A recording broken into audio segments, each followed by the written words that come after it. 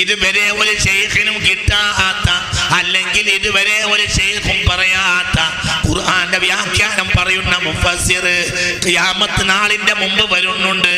അത് ബഹുമാനപ്പെട്ട ഹസന്റെ പേരക്കുട്ടിയാണ്. ഹസന്റെ പേരക്കുട്ടിയാണ്. ഹസൻ ആരാ? മാമിൻ അഹദിൻ ശബീഹൻ ബിറസൂലില്ലാഹ് മിൻ ഹസൻ ഇബ്നു അലി വ ഉമ്മിഹി ഫാത്തിമ. നബിയോട് വാക്കിലും നോക്കിലും സദൃശരായ രണ്ടാളുകൾ, ഒന്ന് ഹസനും ഒന്ന് ഫാത്തിമയുമാണ്. അങ്ങനെ വേറൊരാൾ ലോകത്തുണ്ടായിട്ടില്ല. ബേക്കിന് കണ്ടാൽ ഹസനെ കണ്ടാൽ നബിയാണോ എന്ന് തോന്നും. മുഹമ്മദ് മുസ്തഫ. ഹസൻ വർത്താനം പറഞ്ഞാൽ ഒരാൾ അപ്പുറത്തുനിന്ന് കേട്ടു. ഹസൻ വർത്താനം പറഞ്ഞാൽ പെട്ടെന്ന് അയാൾക്ക് തോന്നിപ്പോകും സംസാരിക്കുന്നത് നബിയാണോ. അത്രയും വലിയ ഫസാഹത്തിന്റെ ആളാണ് ഹസൻ ഇബ്നു അലി റളിയല്ലാഹു അൻഹു. പറഞ്ഞാളേ അത്ര വലിയ കുട്ടിയാണ് സയ്യിദുന അലി, സയ്യിദുന ഹസൻ, സയ്യിദുന ഹസൻ, സയ്യിദുന ഹസൻ, ഹസൻ ഇബ്നു അലി, ഹസൻ ഇബ്നു അലി റളിയല്ലാഹു അൻഹു മിൻ സുലാലത്തി ഹസൻ മിൻ ഔലാദ് ഫാത്തിമ. ഫാത്തിമയുടെ മക്കളെ പരമ്പരയിൽ, ഹസന്റെ സുലാലത്തിൽ, ഹസന്റെ പരമ്പരയിൽ, തറവാട്ട് വകയിൽ വരുന്നുണ്ട് ആര്? ഇമാം മഹ്ദി റളിയല്ലാഹു അൻഹു. ഖുർആന്റെ രഹസ്യം അറിഞ്ഞാൽ ആ മനുഷ്യന്റെ കഴിവ് എത്രയുണ്ടാവും? 980 40ഓളം കുടുംബങ്ങള് പോത്തുകല്ലിൽ ഇസ്ലാമിൽ നിന്ന് പുറത്തു പോയപ്പോൾ 20-ാം നൂറ്റാണ്ടില് മലബാർ കണ്ട ഏറ്റവും വലിയ ഖുർആന്റെ ആഴമറിഞ്ഞ പണ്ഡിതനാണ് ശംസുൽ ഉലമാ റഹിമഹുല്ലാഹ്. അവരെ ക്ഷണിക്കാൻ എന്റെ ബാപ്പയടക്കമുള്ളവര് പോയി. അങ്ങനെ ചെന്ന് നിങ്ങൾ വരണം. പോത്തുകല്ലിൽ, നിലമ്പൂർ മണ്ഡലത്തിൽ പോത്തുകല്ലിൽ 40ഓളം കുടുംബങ്ങള് ഇസ്ലാമിൽ നിന്ന് പുറത്ത് പോയിട്ടുണ്ട്. പരിശുദ്ധ ഖുർആനേക്കാൾ നല്ലത് വേറെ പലതുമാണെന്ന് അവർ പറയുന്നുണ്ട്. അതുകൊണ്ട് നിങ്ങളൊരു വാളിന് വരണം ബഹുമാനപ്പെട്ടവരെ എന്ന് 981 കാലഘട്ടങ്ങളിൽ ശംസുൽ ഉലമയുടെ വെള്ളിമാട് കൊണ്ടുപോയി പറഞ്ഞു.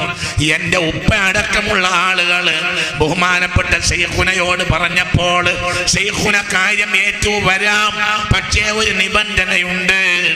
ഞാന് സ്റ്റേജിൽ കയറാൻ വന്നു കഴിഞ്ഞാൽ ഒരാളും സ്റ്റേജിൽ ഉണ്ടാകാൻ പാടില്ല. ഒരാളും സ്റ്റേജിൽ ഇല്ലെങ്കിലേ ഞാൻ സ്റ്റേജിൽ കയറൂ. ഇതാ നിബന്ധന. റൂം എടുത്തു കൊടുക്കാന്ന് പറഞ്ഞു. റൂം എനിക്ക് വേണ്ട, ഞാൻ പള്ളിൻ്റെ ചെരുവിൽ പാർത്തോളാം എന്ന് പറഞ്ഞു.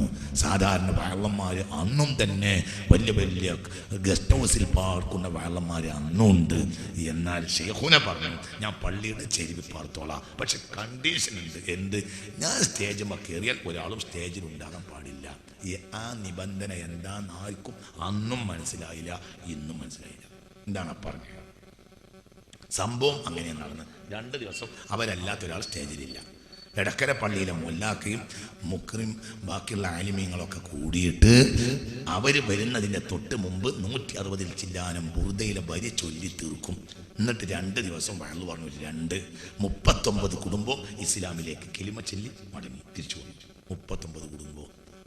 ഒരു മൊയ്തീൻ പൗലോസായിരുന്നു, അയാൾ മാറിയില്ല. അയാൾ അങ്ങനെയാണ് പോയി. ബാക്കിയൊക്കെ മാറി. ചോദ്യം ചോദിക്കാൻ വന്ന പാതിരിമാർ വരെ പിന്നെ മുസ്ലിമായി. ചിന്തിക്ക്. അല്ലാഹു നാഫിയായ ഇൽമിനെ തരട്ടെ. എന്താണ് അതിന്റെ മാന? അറിയില്ല.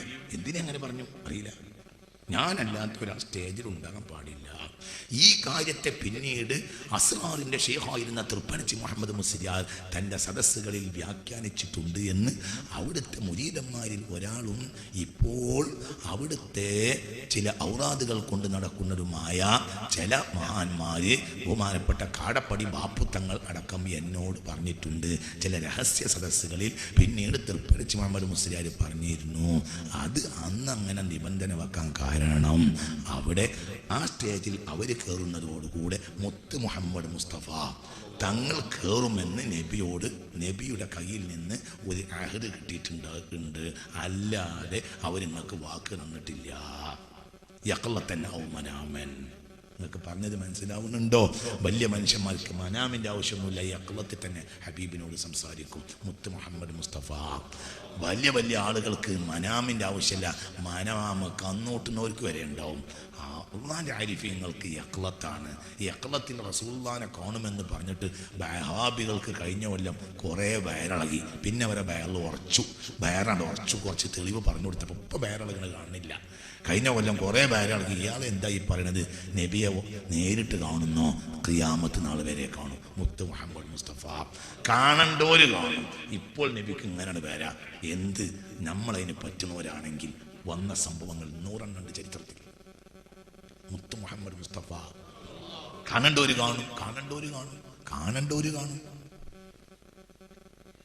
ഞാൻ വരാം എന്ന് ഏറ്റിട്ടുണ്ട് എങ്കിൽ അള്ളാന്റെ ഹബീബിൽ നിന്നൊരു അഹദ് കിട്ടാത്തവർ ഏറ്റിട്ടില്ല.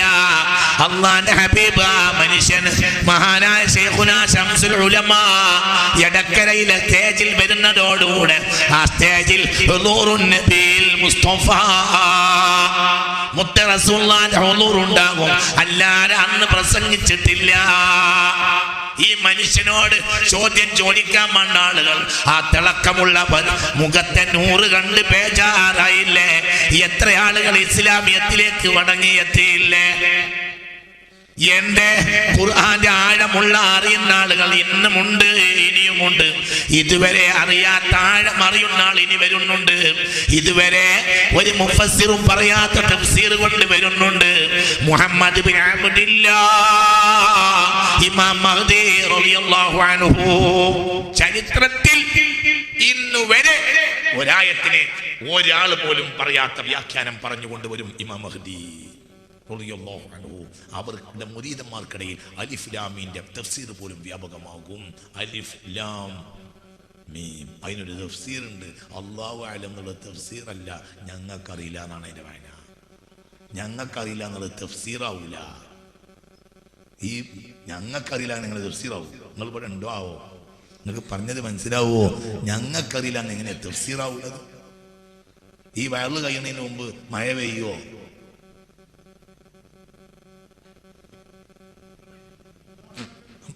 ഞങ്ങൾക്കറിയില്ല. അല്ല, അതെങ്ങനെ വ്യാഖ്യാനാവുള്ളത്? അത് മനുഷ്യന്റെ കഴിവുകേടാണ്.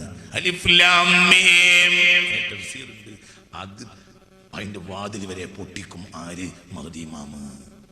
ഒന്ന് റളിയല്ലാഹു അൻഹു എന്ന് പറഞ്ഞാൽ ഈ മനുഷ്യന്മാരെ പേടിച്ചിനേക്കാളും വലിയതാണ് മാളത്തിൽ വരാൻ പോണത്.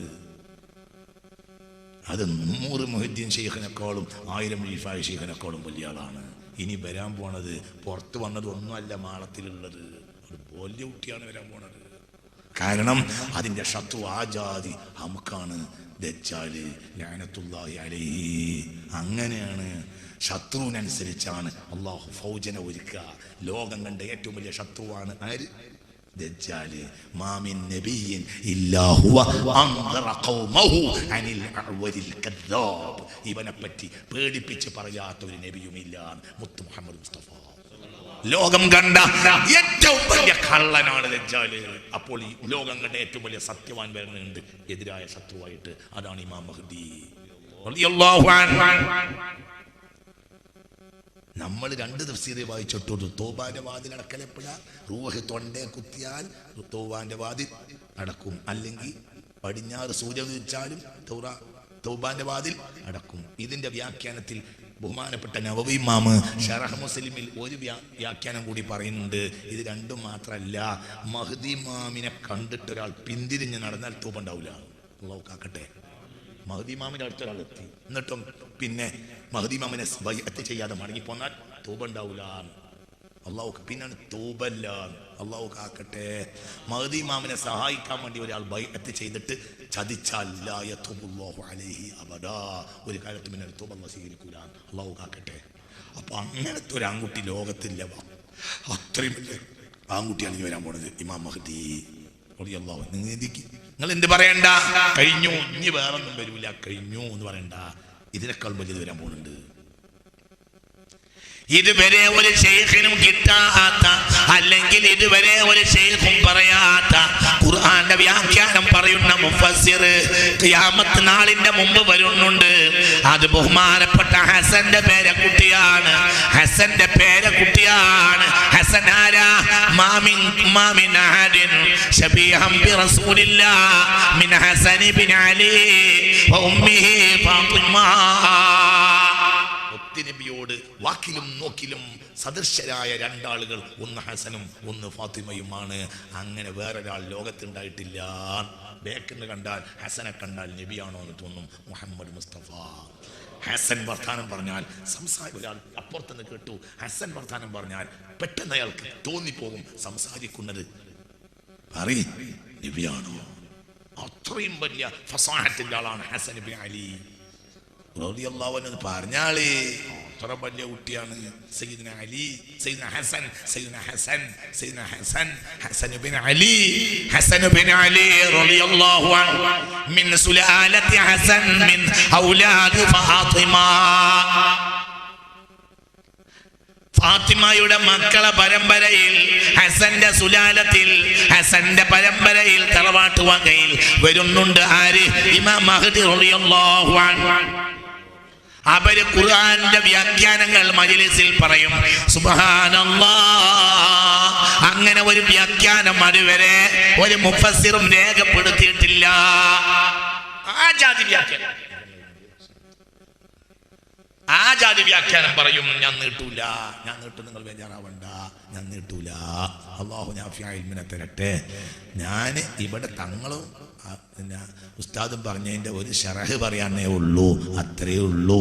ഞാൻ നീട്ടൂല, അതിൻ്റെ ആവശ്യമില്ല. ഇത് മർമ്മതാണ്. ആഴ്ചയിലെ ക്ലാസ്സിന് വന്നോളൂ. ഇതാണ് ഇപ്പോൾ പറഞ്ഞിരുന്നത്. അതൊരു ആലിമെടുക്കുമ്പോൾ, കുരുത്തുള്ള ഒരു ആലിമെടുത്താൽ അതിലിങ്ങനെ കൂടിക്കൊടുത്താൽ നമ്മളങ്ങനെ ഓളത്തിനാണ് പോയിക്കോളും. അള്ളാഹു തൗഫീഖ് തരട്ടെ. ഒക്കെ എനിക്കറിയാമെന്ന് എഴുതിയിരിക്കണ്ട, ഒന്നും അറിയില്ല. അതൊക്കെ വെറും വർത്താനം പറയാൻ അറിയും, ഒരു കുന്തം അറിയില്ല.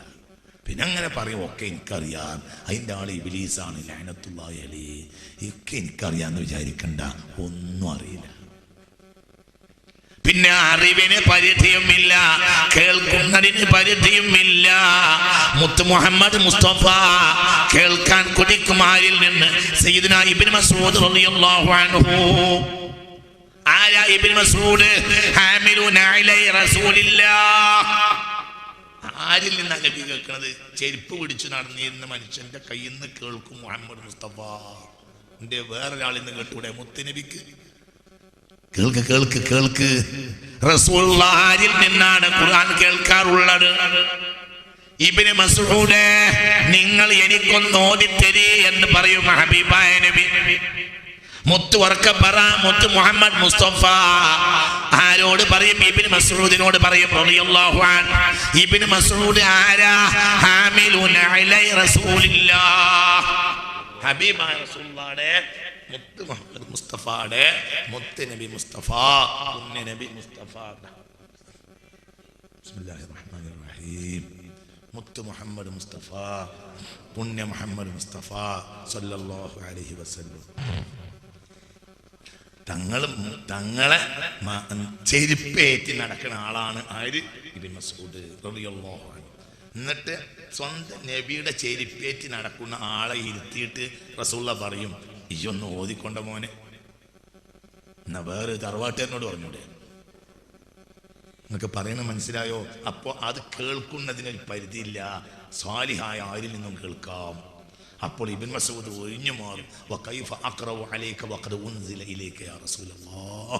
അല്ലാഹ് ഇറക്കി തന്ന നിങ്ങൾക്കല്ലേ, ഞാൻ എങ്ങനെ നിങ്ങൾക്ക് പറഞ്ഞു തരും നബിയേ? അല്ല ഇബ്നു മസ്ഊദേ മോനെ, ഇയ്യൊന്നോട്, എനിക്ക് കേൾക്കാനാണ് മുത്ത് മുഹമ്മദ് മുസ്തഫ.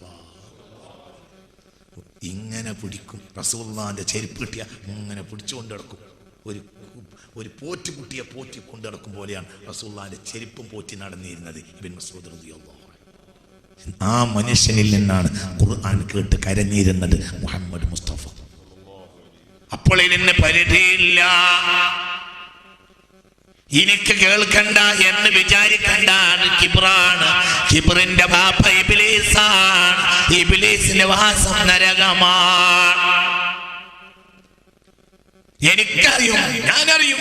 എനിക്കറിയും, ഞാനാണ്, ഞാൻ വലിയ ആളാണ്. അങ്ങനെ വിചാരിക്കണ്ട. അറിയൂല, അറിവിന് പരിധിയില്ല. ഇനി അറിയുന്നത് ദുനിയാവിലെ എല്ലാ രഹസ്യവും അറിയുന്ന ആളാണ് മുഹമ്മദ് മുസ്തഫ. എന്തൊക്കെ അറിയാം? ഖിയാമത്ത് നാൾ വരെ സ്വർഗ്ഗക്കടത്ത് കിടക്കുന്ന ഓരോരുത്തരുടെയും പേരിന്റെ ലിസ്റ്റ് വരെ റസൂലുള്ളാഹിക്ക് അറിയുന്നതാണ്. ഇന്റെ വിശ്വാസം, നിങ്ങൾക്ക് വിശ്വസിക്കാതിരിക്കുക. ഇന്റെ വിശ്വാസം ഖിയാമത്ത് നാൾ വരെ വരുന്ന മനുഷ്യന്മാരിൽ സ്വർഗത്തിൽ കിടക്കുന്നവരെ ലിസ്റ്റ് വരെ റസൂലുള്ളാഹിക്ക് അറിയും.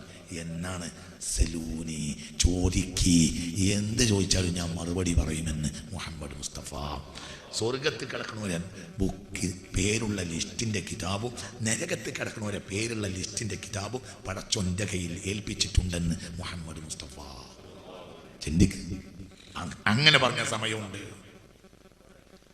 അപ്പോൾ ദുനിയാവിൽ എല്ലാ രഹസ്യങ്ങളും അറിയുന്ന മുഹമ്മദ് മുസ്തഫ. അങ്ങനത്തെ മുസ്തഫായ നബിക്ക് എന്തിനാണ് മനുഷ്യന്മാരെ ഇബ്നു മസ്ഊദ് ഓടി കൊടുക്കുന്നു? എന്തൊക്കെയാ റസൂലുള്ളാഹിന്റെ കയ്യിൽ? ആരാ റസൂലുള്ളാഹ്? വകുല്ലുഹും മിർ റസൂലില്ലാഹി മുൽതമിസു ഗർഫൻ മിനൽ ബഹരി ഔ റശ്ഫൻ മിനൽ ദിയമി മൗലാ സല്ലി വസല്ലിം ദായിമൻ അബദാ അലാ ഹബീബിക ഖൈറിൽ ഖൽഖി കുല്ലിഹിം. മറ്റുള്ള നബിമാര് വരെ റസൂലുള്ളാഹിയുടെ ബഹറിൽ നിന്ന് കോരിയോര് മാത്രമാണ്, ഒരു കൈ കൊണ്ട് കോരിയോര് മാത്രമാണ്. അത്രയും ഒരു ഇൽമിന്റെ ബഹറുള്ള ആളാണ് മുഹമ്മദ് മുസ്തഫ. ആ മുത്തുനബി കേൾക്കുക ആരിൽ നിന്ന്? ഇബ്നു മസ്ഊദിൽ നിന്ന് റളിയല്ലാഹു അൻഹു. അപ്പോൾ ഇൽമ് ആർക്കും ആരിൽ നിന്നും കേൾക്കാം, ആരിൽ നിന്നും കേൾക്കാം. കേൾക്കുന്ന പക്ഷെ നിബന്ധന ഉണ്ട്, പറയുന്നവൻ ഇൽമുള്ളോനാകണം, സ്വാലിഹാകണം. അല്ലാഹു തൗഫീഖ് തരട്ടെ. മക്കയിലെ കറുത്ത അടിമയായിരുന്നു അതാ ഇബ്നു അബീ റബാഹ് റളിയല്ലാഹു അൻഹു എന്ന് പറഞ്ഞാൽ താബിഈങ്ങളിൽ ഹസൻ ബസ്രിയാണോ നേതാവ് എന്ന് ഒരു പക്ഷം, അതാ ആണ് നേതാവ് എന്ന് വേറൊരു പക്ഷം. ഇങ്ങനെയൊക്കെ അഭിപ്രായങ്ങളുണ്ട് താബിഈങ്ങളിൽ നേതാവാര്. ബഹുമാനപ്പെട്ട ഇമാം നബവിയുടെ പക്ഷം ഹസൻ ബസ്രിയാണെന്നാണ്. വേറെ ചില പക്ഷക്കാരുമുണ്ട്.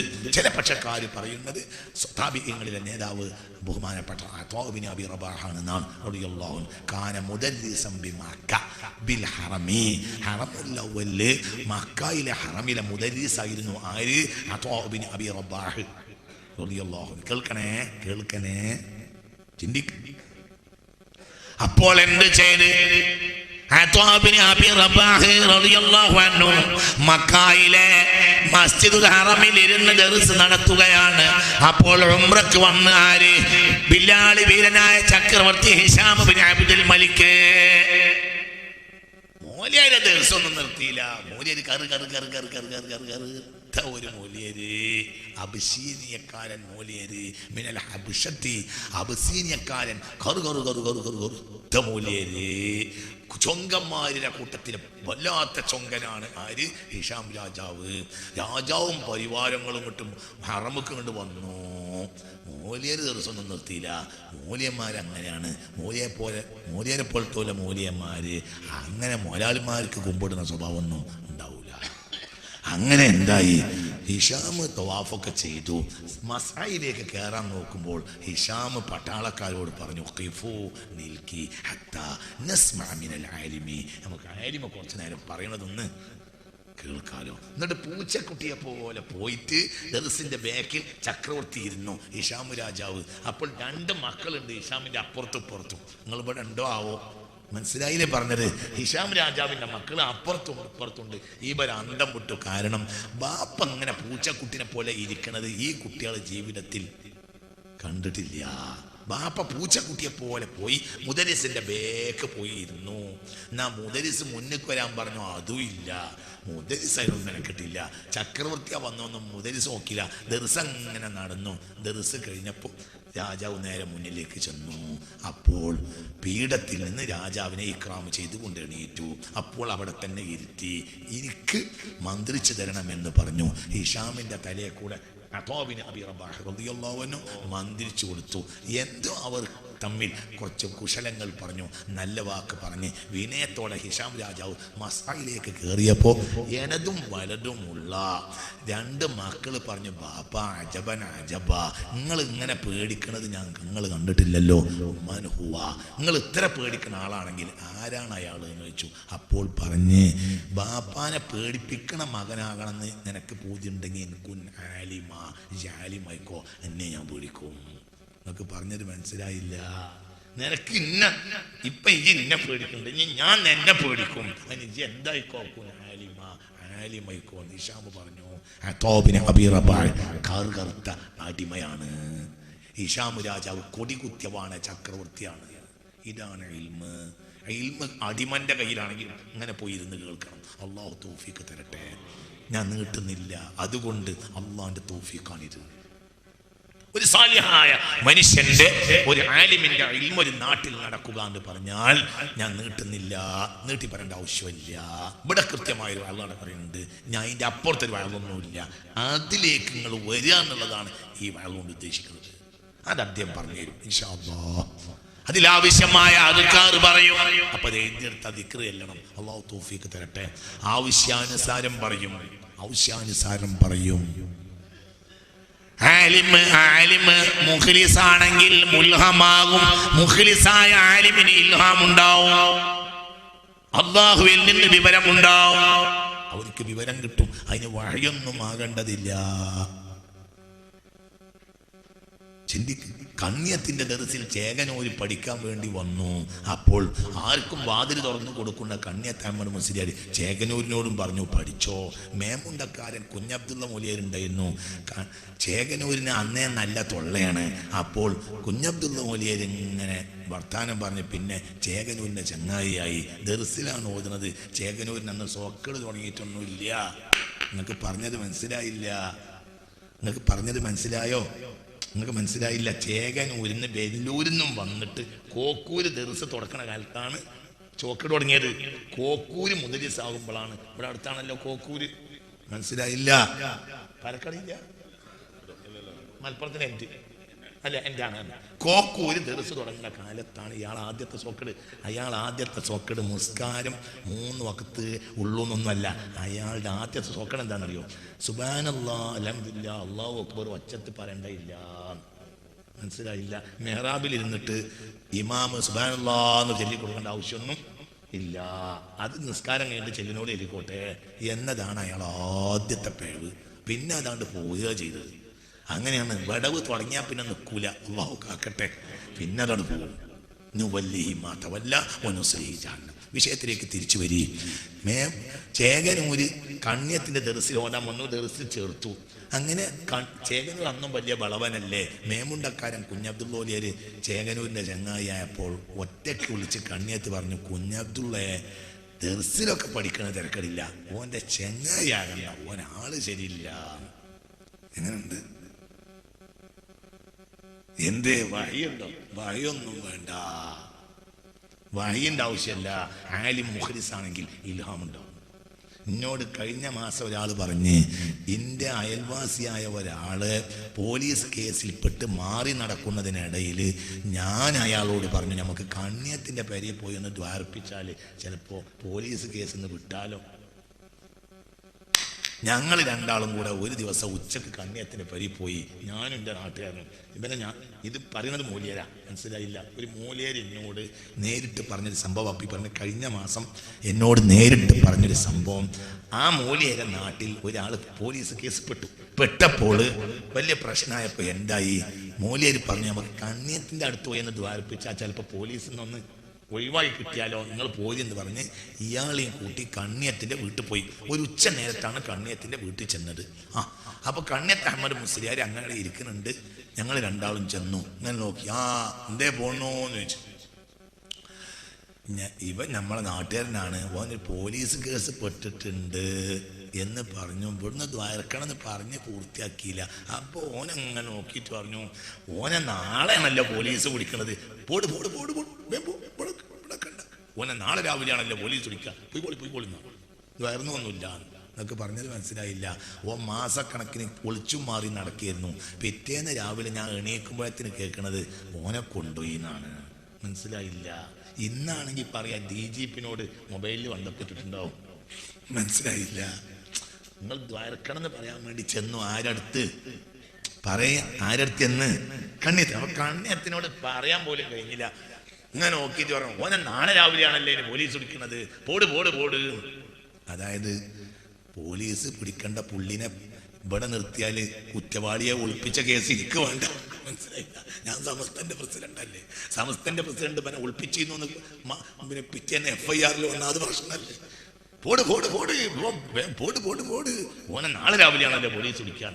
ഇയാൾ നാട്ടിൽ വന്ന് പിറ്റേന്ന് രാവിലെ ഇയാളിനോട് പറയാ ഞാൻ എണീക്കുമ്പോ കേൾക്കണത് ഓനെ കൊണ്ടുപോയി എന്നാണ്. ഓനെ നാളെ രാവിലെയാണല്ലോ. മാസങ്ങളായി പോലീസ് കേസ് പെട്ടിട്ട് ഒളിച്ചും മാറി നടക്കണോന് ദ്വാർപ്പിക്കാൻ വേണ്ടി ചെന്നതാണ്. ആരടുത്ത്? കണിയത്തിൻ്റെ അടുത്ത്. ഒറ്റ നോട്ടം നോക്കിയിട്ടുണ്ടോ ഓനെ നാളെ രാവിലെയാണല്ലോ പോലീസ് വിളിക്കണത്. അതായത് അത് ആലിം മുഖ്ലിസ് ആണെങ്കിൽ ഇൽഹാം ഉണ്ടാവും. നബിയാണ്ട് ആവശ്യമൊന്നുമില്ല. ആലിമിന് ഇഖ്ലാസ് ഉണ്ടെങ്കിൽ ഇങ്ങനെ നടക്കും, കാര്യം നടക്കും. യാറ ഹബീബിക്ക് നബിയാകണ്ടയില്ല. നെയിൽ നദിയുടെ കുഞ്ഞോളങ്ങളിൽ കൊണ്ടുപോയി മൂസയെ ഇടണമെങ്കിൽ അന്ന് മൂസാക്ക് പേര് വരെ ഇട്ടിട്ടില്ല. അലൈഹിസ്സലാം പേരിട്ടിട്ടില്ല. പേരിടാനുണ്ടാക്കിയ കുട്ടിയാണ്. 3 മാസം കഴിഞ്ഞു. ഇത് എവിടുക്കാന്നൊരു പിടുത്തമല്ല, പേരും ഇട്ടിട്ടില്ല. അങ്ങനെ അങ്ങനെ വലിയ വിഷമത്തിലായി. ചിന്തിക്കുന്നു. പേര് പോലും ഇട്ടിട്ടില്ല, പേരിട്ടിട്ടില്ല. പേരിട്ടതാരാ? ഫിറൗന്. ഫിറൗനാണ് മൂസാക്ക് പേരിട്ടത്.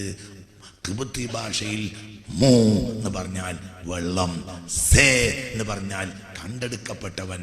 മൂ സേ എന്ന് പറഞ്ഞാൽ വെള്ളത്തിൽ നിന്ന് കണ്ടെടുക്കപ്പെട്ട കുട്ടി എന്നർത്ഥം. പേരിട്ടത് ഫിറൗനാണ്. നിങ്ങൾ ഇവിടെ അല്ല. നിങ്ങൾക്ക് പറഞ്ഞത് മനസ്സിലായില്ല. മൂസാക്ക് മൂസാന്ന് പേരിട്ടത് ആ ഭാഷ അറബിയല്ല, ഹിബ്രാനി അല്ല, അറാമിക് അല്ല, സുരിയാനി അല്ല, ഖിബ്തിയാണ്, കോപ്റ്റിക്. മൂസേ മാ അറബി പറയും, മൂ ഖിബ്തി പറയും. മൂസേ വെള്ളത്തിൽ നിന്ന് കണ്ടെടുക്കപ്പെട്ടവൻ സയ്യിദുനാ മൂസ അലൈഹിസ്സലാം. അതിനെ ഈ കുഞ്ഞോളങ്ങളിൽ കൊണ്ടുപോയി കുട്ടിയെ ഇടണമെങ്കിൽ എന്തുണ്ടായി? മഹദിയായ യാറ ഹബീബിക്ക് അല്ലാഹുവിന്റെ സന്ദേശം ലഭിച്ചു. വഔഹൈനാ ഇലാ ഉമ്മി മൂസ, വഔഹൈനാ ഇലാ ഉമ്മി മൂസ. അങ്ങനെയാ മുഖ്ലിസിനുണ്ടാവും. കോയപ്പാപ്പാനോട് ഒരാൾ പോയി പറഞ്ഞു, പാപ്പേൻ്റെ കുട്ടി ഗൾഫ് പോയിട്ട് വരുന്നില്ല, പെണ്ണുങ്ങൾ കരച്ചിലോട് കരച്ചിലാണ്. അപ്പോൾ കോയപ്പാപ്പ പറഞ്ഞു, ഓൻ വരണ്ട, ഓൻ വരുമ്പോൾ വന്നോട്ടെ, ഓളോട് കരയണ്ടെന്ന് പറഞ്ഞാളാ, ഓൻ വരും എന്ന് പറഞ്ഞാളാ. ഇയാൾ പറഞ്ഞു, പാപ്പ എനിക്ക് പരയിൽ പോകാൻ വയ്യ, ഓളെ കരച്ചിലുകൊണ്ട് ഓൻ വരികയല്ലാതെ നിർവാഹമില്ല, വരണോന്ന് ചോദിച്ചു. വരണമെന്ന് പറഞ്ഞു. അപ്പോൾ കോയപ്പാപ്പ കുറച്ച് നേരം ഇങ്ങനെ മിണ്ടാതിരുന്നു. പിന്നെ പറഞ്ഞു, അടുത്ത ആഴ്ച വരും, പക്ഷേ ആ പാസ്പോർട്ട് മഞ്ഞ് അങ്ങോട്ട് പോകാൻ പറ്റൂല. ഇവിടെ ചെറിയൊരു കെട്ടുണ്ടാവും, അതൊരു മാസം കൊണ്ട് മുറി മാറും കേട്ട, എന്നാലും അടയാളം ബാക്കിയാവും, പോയിക്കോ. മനസ്സിലായില്ല? നിങ്ങൾക്ക് പറഞ്ഞത് മനസ്സിലായോ? കോയപ്പാപ്പ കുറച്ച് നേരം ഇങ്ങനെ ഉണ്ടാതിരുന്നു. പിന്നെ പറഞ്ഞു, അടുത്ത ആഴ്ച വരും കേട്ടോ, പക്ഷെ ആ പാസ്പോർട്ടിൽ ഇനി അങ്ങോട്ട് പോകാൻ പറ്റൂല. വരുമ്പോൾ ഇവിടെ ഒരു കെട്ടുണ്ടാവും, മുറി ഒരു മാസം കൊണ്ട് മാറും കേട്ടോ, എന്നാലും കലവാക്കോ അതോട്ട് പോകില്ല. എന്തേ ഉണ്ടായത്? കോയപ്പാപ്പ ഉണ്ടാതിരുന്ന നേരത്ത് അവിടെ സൂപ്പർ മാർക്കറ്റിൽ തല്ലുണ്ടായി, ഓനെ പോലീസ് പിടിച്ചു. നിങ്ങൾ ഇവിടെ ഇല്ല. നിങ്ങൾക്ക് പറഞ്ഞത് മനസ്സിലായോ? വിരൽ നിർബന്ധമാണോ എന്ന് ചോദിച്ചു. നിർബന്ധമാണ് പറഞ്ഞു. എനിക്ക് ഓ വരുമ്പോൾ വന്നോട്ടേനെ ആദ്യം പറഞ്ഞ്, നല്ല നിലക്ക് ഇനിയും വിസക്ക് പോകണമെങ്കിൽ വരുമ്പോൾ വരില്ല നല്ലത്. പിന്നെ എന്നെ കൊണ്ട് പറഞ്ഞ് വരുത്തിയാൽ കുറച്ച് ബുദ്ധിമുട്ടുണ്ടാവും. പിന്നെ വന്നപ്പോൾ എന്തേ അന്നേരത്ത് തല്ലുണ്ടായി, പോലീസ് പിടിച്ചു. പോലീസ് പിടിച്ചപ്പോൾ അജ്നബിയെ പിടിച്ചാൽ സ്വാഭാവികമായും പിന്നെ ഹുറൂജ് ഔദല്ല, ഹുറൂജ് നിഹായിയാണ്. പാസ്പോർട്ടിൽ ചോപ്പ് മഷി അടിച്ചാൽ വന്നത്, ഇനി അങ്ങോട്ട് പോകാൻ പറ്റൂല. അറബി കുട്ടികൾ പെപ്സി കുപ്പി എടുത്ത് ഇവിടെ കുത്തി. അതാണ് എന്തായത്, വരുമ്പോൾ ഇവിടെ ഒരു കെട്ടുണ്ടാവും, ഒരു മാസം കൊണ്ട് മുറി മാറും, എന്നാലും പെപ്സി കുപ്പിൻ്റെ കുത്തായതുകൊണ്ട് കല പോകൂലട്ടോ, പോയിക്കോൻ. ഒരാഴ്ച കഴിഞ്ഞ് പോകുന്നു, ആള് മടങ്ങി അന്ന്. ഇത് വഴിയാണോ? അല്ല, ഇത് വഴിയൊന്നും അല്ല. ഇത് മഹാന്മാർക്ക് അങ്ങനെ ഉണ്ടാവും. അവർ അള്ളാഹിൻ്റെ നെജ്മുകളാണ് ഭൂമിയിൽ. അള്ളാഹു അങ്ങനത്തെ ആൺകുട്ടികൾ എന്നെ നമുക്ക് തരട്ടെ. ആൺകുട്ടികൾ ഉണ്ടാവും, ഇനിയും ഉണ്ടാവും. ഞാൻ അവസാനിപ്പിക്കാണ്. അവർക്ക് അസ്റാർ അറിയും, അവർക്ക് ഖുർആൻ അറിയും. അവരെ കൊണ്ട് പേപ്പിക്കൂല, അവരെ കൊണ്ട് പേക്കൂല. അവരെ പേപ്പിക്കാൻ ഒരാൾക്കോട്ട് കഴിയൂല. അവരെ പേപ്പിക്കാൻ ഒരാൾക്കും കഴിയൂല. അവർ നാളെയും വരും. ബാഫക്ക് തങ്ങൾ CHനെയും കൊണ്ട് വരുന്നുണ്ട് എന്ന് അറിഞ്ഞപ്പോൾ ആലുമായി അബൂബക്കർ മുസ്ലിയാർ പറഞ്ഞതായി ചരിത്രത്തിൽ കാണാം. മന്ത്രി വരുന്നുണ്ട്, ഒരു കുപ്പായടുക്കി എന്ന് പറഞ്ഞു. അന്ന് CH മന്ത്രിയല്ല. എന്നാൽ ഒരാഴ്ച കഴിഞ്ഞില്ല, CH മന്ത്രിയായി. മന്ത്രി വരുന്നുണ്ട് എന്ന് പറഞ്ഞു. അതെന്തേ? അത് വഹയല്ല, അത് പരിശുദ്ധ ഖുർആന്റെ അസ്റാർ അറിയുന്നവർക്ക് അല്ലാഹു ഫതഹ് ചെയ്തു കൊടുക്കുന്നതാണ്. അവസാനിപ്പിക്കുകയാണ്. അതുകൊണ്ട് ഖുർആന്റെ സ്വരങ്ങൾ ആലിമീങ്ങളിൽ നിന്ന് കേൾക്കുമ്പോൾ അതിന് ചെവിട് കൊടുക്കുക, അവരെ പിന്നാലെ അണിനിരക്കുക.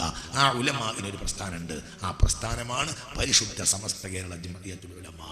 അതിനെ അല്ലാഹു ഇസ്സത്തിൽ നിലനിർത്തി തരട്ടെ.